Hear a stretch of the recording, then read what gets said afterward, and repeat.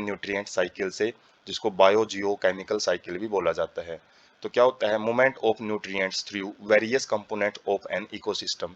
Ecosystem के अलग अलग जो कंपोनेंट हमने डिस्कस किए हैं, बायोटिक एबायोटिक कंपोनेंट्स में से किसी भी न्यूट्रिएंट्स का फ्लो होना, मूव करना, उसी को न्यूट्रिएंट साइकिल बोला जाता है।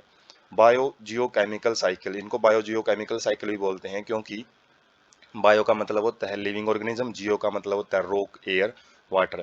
तो ये साइकिल चलता रहता है, मिट्टी से पेड़ में जाएगा न्यूट्रिएंट, फिर उसके बाद हर्बीवोर्स के पास, उसके बाद कार्निवोर्स के बाद, और जब उनका डिकम्पोजन हो जाता है वापस मिट्टी में आ जाता है, वापस मिट्टी से फिर प्लांट दोबारा फिर एब्जॉर्ब कर लेते हैं।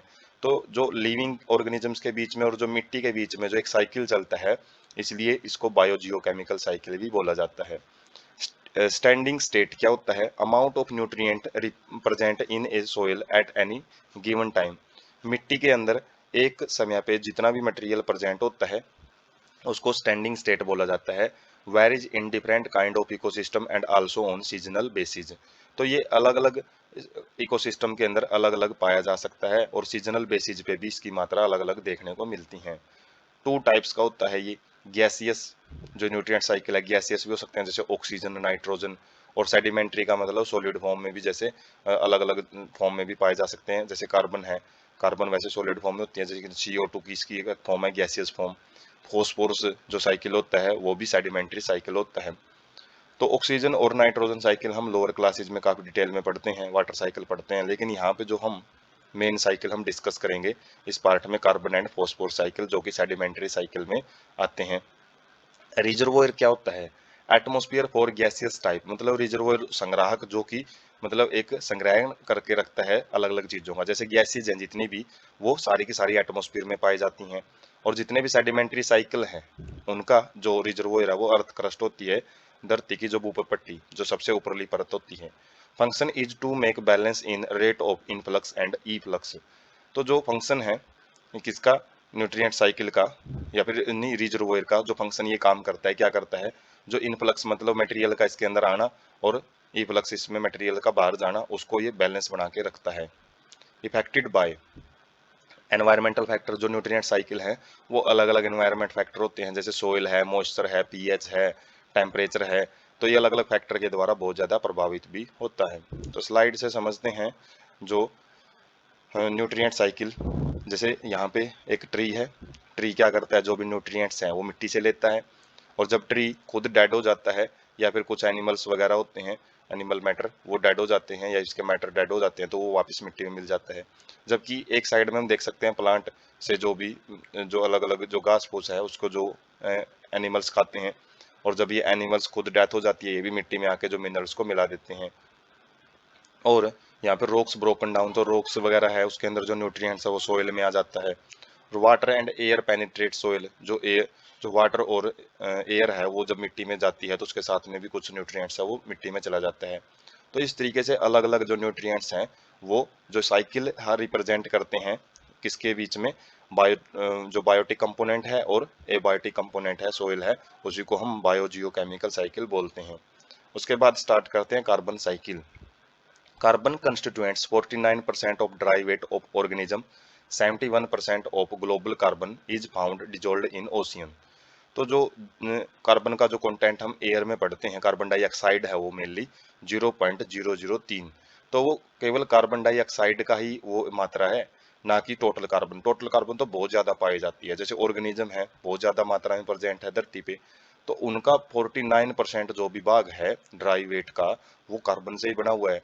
और जबकि जो ओशियन है, जो बड़े बड़े महासागर हैं, उनके अंदर जो 71% ग्लोबल कार्बन, मतलब पूरे वर्ल्ड में जितनी कार्बन पाई जाती है उसका 71% तो किसके अंदर पाया जाता है, महासागरों में घुली हुई अवस्था में पाया जाता है, अलग अलग साल्ट की फॉर्म में। Fossil fuels and oceans are reservoir of carbon, जो जीवाश्म ईंधन हम निकालते हैं मिट्टी से, कोयला वगैरह, पेट्रोलियम वगैरह, और साथ में जो ओशियन होते हैं ये कार्बन के रिजर्वोयर का काम करते हैं। मतलब जो ज्यादा कार्बन है वो इन्हीं के पास होती है, और ये इनफ्लक्स और ई फ्लक्स को मेंटेन रखते हैं। Carbon cycling occurs through atmosphere, oceans and through living and dead organism. जो कार्बन साइकिल है वो एटमोस्फियर में लगातार उसका जो साइकिल है वो चलता रहता है, ओशियन में भी चलता रहता है, और लिविंग ऑर्गेनिजम्स में भी ये मटेरियल आता रहता है, और साथ में डेड ऑर्गेनिजम्स में भी लास्ट में चला जाता है, फिर वापस मिट्टी में चला जाता है। तो साइकिल को जब हम डायग्रामेटिक फॉर्म में देखेंगे तब डिटेल में आएगी बात समझ में। लेकिन जो अलग अलग इवेंट हैं वो क्या रहते हैं कार्बन साइकिल में। About 4 into 10 raised to power 13 kilogram of carbon is fixed annually in biosphere through photosynthesis. तो फोटोसिंथेसिस के द्वारा जो ग्रीन प्लांट्स हैं जो मिट्टी से कार्बन वगैरह अवशोषित करते हैं या जो कि CO2 अब्जॉर्ब करते हैं एटमॉस्फेयर से, तो उससे लगभग 4 गुना में 10 की पावर जो 13 है, तो इतनी किलोग्राम कार्बन है उसको फिक्स किया जाता है, मतलब उसको ग्लूकोज के अंदर कन्वर्ट किया जाता है। A considerable amount of carbon returned to atmosphere as CO2 through respiratory activity of the producer and consumer। और कंसिडरेबल का मतलब एक अच्छी खासी मात्रा भी जो CO2 की वापस वातावरण में चली जाती है, जो कि प्लांट सांस लेते हैं और जो कंज्यूमर वगैरह हैं जो एनिमल्स से सांस लेते हैं, रेस्पिरेशन में हम जो CO2 छोड़ते हैं वो वापस एनवायरनमेंट में चली जाती है। Decomposer also contribute sustainably to CO2 pool by their process of waste material and dead organic matter of land or ocean। तो जो डिकम्पोजर्स होते हैं वो भी एक अच्छा खासा रोल है वो प्ले करते हैं CO2 पूल के अंदर। जो CO2 का पूल है, रिजर्वोयर है, उसमें मतलब वापस आने में, मतलब जो CO2 है उसको अपनी ओरिजिनल फॉर्म में लेके आने में किसके द्वारा, processing of waste material and dead organic, जो भी मटेरियल गल सड़ जाता है मिट्टी के अंदर तो उससे भी CO2 रिलीज होती है। जैसे कि वो चाहे लैंड धरती पे हो चाहे वो समुद्रों में हो, तो उससे भी CO2 बनती है। जो ये जब काम करते हैं ना माइक्रोब्स डिकम्पोजिशन का, तो उस टाइम पे CO2 रिलीज करते रहते हैं ये भी। Some fixed carbon is lost to sediments and removed from the circulation.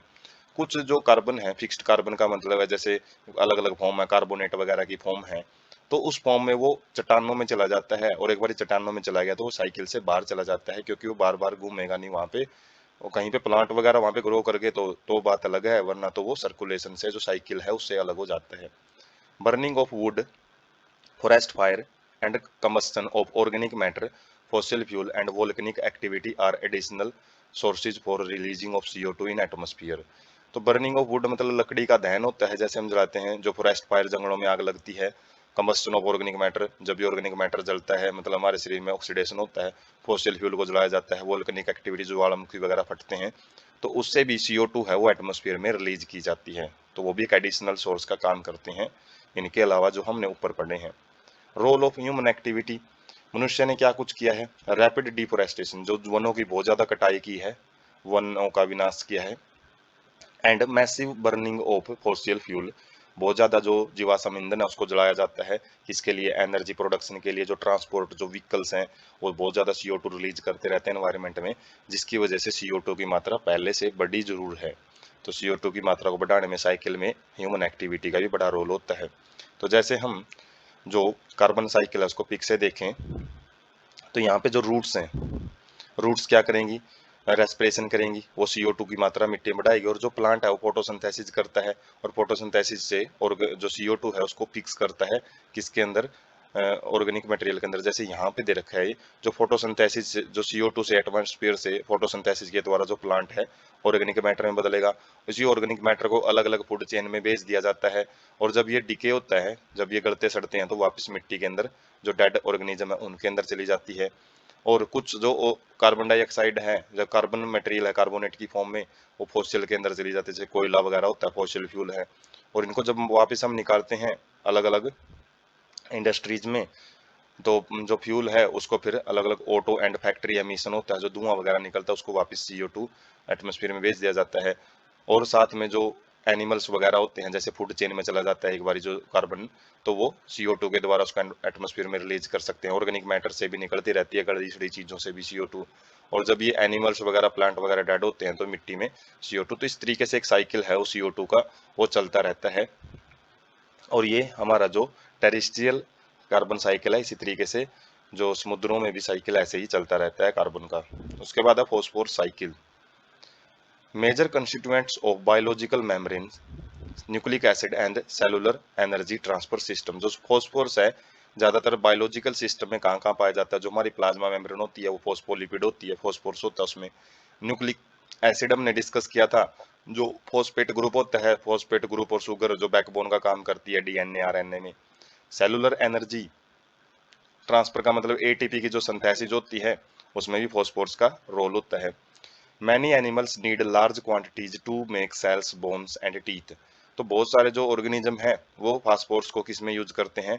Cell का मतलब है जो खोल होता है, जैसे कैल्शियम कार्बोनेट, कैल्शियम फॉस्फोरस की जो सेल होती हैं, जैसे जो स्नेल होता है, स्नेल के ऊपर जो शंख सा लगा होता है एक, तो वो सेल या फिर एग सेल होती हैं, जैसे उसकी भी कैल्शियम फॉस्फोरस, कैल्शियम कार्बोनेट उसमें पाया जाता है। बोन्स है, हड्डियां में भी कैल्शियम फॉस्फोरस पाया जाता है। और वो कैल्शियम फॉस्फेट वगैरह है, जो टीथ है, टीथ में भी फॉस्फोरस रहता है। Rock is natural reservoir of phosphorus in form of phosphate. जो रिजर्वोयर का काम करता है यहाँ पे ज्यादातर वो क्या है? चट्टाने हैं, चट्टानों में जो फॉस्फोरस है वो फॉस्फेट के रूप में पाया जाता है, PO4 3 नेगेटिव या PO2 2 नेगेटिव की फॉर्म में मिल सकता है। Major events in phosphorus cycle क्या क्या आते हैं? जो मेन मेन घटनाएं होती हैं, स्टेप्स होते हैं फॉस्फोरस साइकिल में। व्हेन रॉक्स आर विदर्ड, जब रॉक्स को मिट्टी में बदलने की प्रोसेस है वो शुरू हो जाती है, तो phosphate dissolve in soil solution. जो फॉस्फेट होता है वो वाटर में घुल के वो मिट्टी में चला जाता है, एंड एब्जॉर्ब्ड बाय प्लांट्स, और प्लांट्स उसको फिर सॉल्युबल फॉर्म में एब्जॉर्ब कर लेते हैं। From plants enter into the herbivores, और जब प्लांट्स अलग अलग मटेरियल बनाते हैं तो वो जो मटेरियल है खाने के रूप में हर्बिवोर्स हैं, शाकाहारी जीव हैं, उनके अंदर चला जाता है, और कुछ अलग एनिमल्स हैं जो कार्निवोर हैं उनके पास एक फूड चेन के जरिए ये आगे की आगे तरफ बढ़ता रहता है। Waste product and the dead organisms are decomposed by phosphate solubilising bacteria releasing phosphorus. तो जो उसके बाद जब ये गलते सड़ते हैं, जब ये मर जाते हैं प्लांट वगैरह, जो एनिमल वगैरह, तो उनको डेड ऑर्गेनिज्म जब क्या करते हैं, डिकम्पोज करते हैं, तो जो फॉस्फेट सोल्यूबलाइजिंग बैक्टीरिया होते हैं जो फॉस्फेट को सोल्यूबलाइज कर देते हैं, तो वो फॉस्फोरस में उसको बदल देते हैं। No respiratory release of phosphorus into atmosphere, atmosphere में फॉस्फोरस नहीं पाया जाता, तो ये सेडिमेंट्री फॉर्म में ही ज्यादा पाया जाता है। फॉस्फोरस की कोई भी फॉर्म ऑक्सीजन में, इसमें एटमॉस्फेयर में नहीं पाई जाती हैं। Differ from carbon cycle, carbon cycle से कैसे अलग होता है? Atmospheric inputs of phosphorus through rainfall as much smaller than carbon inputs. Phosphorus है, यदि थोड़ा बहुत नेचर में प्रेजेंट भी होता है तो रेनफॉल के जरिए वो मिट्टी में आके मिल जाता है, लेकिन वो उतना नहीं होता जितना कि कार्बन होती है। कार्बन CO2 तो बहुत ज्यादा मात्रा में पाई जाती है। Gaseous exchange of phosphorus between organism and environment are negligible. तो जो हम सांस वगैरह छोड़ते हैं तो उसमें भी फॉस्फोरस नहीं होता है, जबकि CO2 के तो अच्छी खासी मात्रा में हम रिलीज करते ही हैं रेस्पिरेशन में। उसके बाद है जो पिक है, उससे हम आइडिया लेते हैं फॉस्फोरस साइकिल कैसे रन करता है। तो इसको समझने के लिए, जैसे कि फॉस्फोरस रॉक फॉर्मेशन है, सबसे पहले चट्टानें होती हैं, चट्टानों से जो जैसे जैसे वेदरिंग वगैरह होती है और जो इरोजन वगैरह होता है, तो जब जो चट्टानों से जो फॉस्फोरस है सोल्यूबल फॉर्म में मिट्टी के अंदर आ जाते हैं, और मिट्टी में प्लांट्स वगैरह उसको एब्जॉर्ब कर लेते हैं, और उसके बाद जैसे यहाँ पे दे रखे प्लांट जब एब्जॉर्ब करते हैं मिट्टी वाले फॉस्फोरस को, तो उसको एनिमल्स एब्जॉर्ब करते हैं, तो वापस जब डिकम्पोजन होती है तो वापस मिट्टी में मिल जाता है। लेकिन जैसे रेनिंग होती है पहाड़ों पे, और उसके बाद नदियों के जरिए जो फॉस्फोरस है वो समुद्रों में आके मिल जाता है, और समुद्रों में जो मैराइन प्लांट्स है उसको एब्जॉर्ब करते हैं, फिर मैराइन एनिमल में चला जाता है, और जब जो ये डेड हो जाते हैं दोनों, इनको फिर वापस सेडिमेंट्स के फॉर्म में मिट्टी में मतलब मिट्टी में मिल जाते हैं। और सेडिमेंट्स जब इकट्ठे होते रहते हैं तो चट्टान बन जाती हैं, और चट्टानें फिर अलग अलग फॉर्म में जो मिट्टी से मतलब वाटर से बाहर भी निकल जाती हैं। हो सकता है एक टाइम के बाद यहाँ पे जो वाटर है वो ना रहे, तो वो चट्टानें फिर वापस उनका जो साइकिल है वो ऐसे ही चलता है। उसके बाद जैसे खेतों में हम अलग अलग DAP वगैरह के जो खाद यूज करते हैं, तो उनके अंदर भी फास्फोरस होता है, और वो फास्फोरस भी पानी के साथ मिलके नदियों में चला जाता है।